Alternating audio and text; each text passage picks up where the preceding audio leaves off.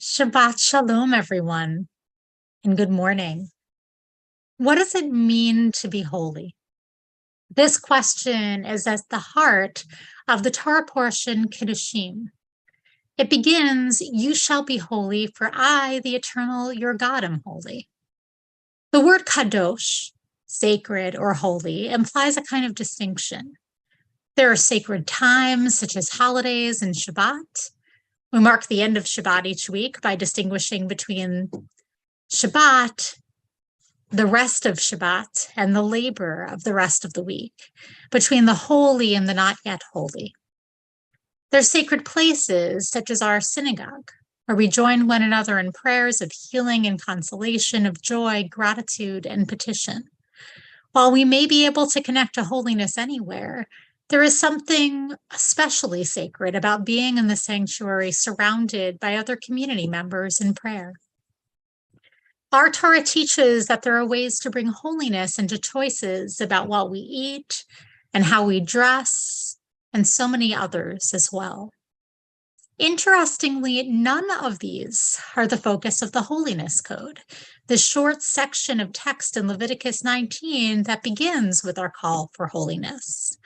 Instead, these verses remind us to treat people in need with dignity and to refrain from stealing, defrauding, being deceitful, insulting the deaf, or placing the stumbling block before the blind. They remind us not to side with a person who is poor simply because this person is at a disadvantage, or with someone who is rich simply because they have more power or prestige. They remind us to speak out about injustice, to let go of grudges. They call us to love your neighbor as yourself. Moses speaks these words before the entire Jewish community because, as Nachmanides teaches, most of the essential tenets of the Torah depend on them. They are central to our faith and the creation of a moral, just, and compassionate society. The Torah does not just tell us to be good people, it pushes us to consider each of our actions. It is one thing to agree that stealing is wrong. It's another to always refrain from stealing. According to recent surveys, 10% of people shoplifted. 75% have admitted to stealing from their workplace, justifying that it's okay because everyone does it. The average American tells 4 lies a day. Who of us hasn't struggled to let go of resentments and to be objective in all the conclusions that we make? Who of us has always had the courage and compassion to offer thoughtful and loving rebuke?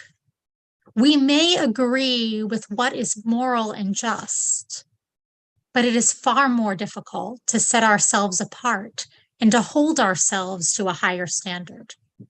Our Torah portion calls us to develop what Musar teacher Alan Marinis calls the stronger inner witness.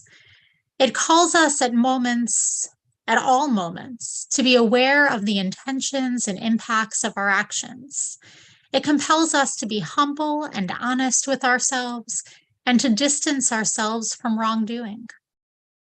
Our Torah teaches us that every day we are given opportunities to choose holiness, and the words that we speak, the actions that we take, and the way we hold ourselves.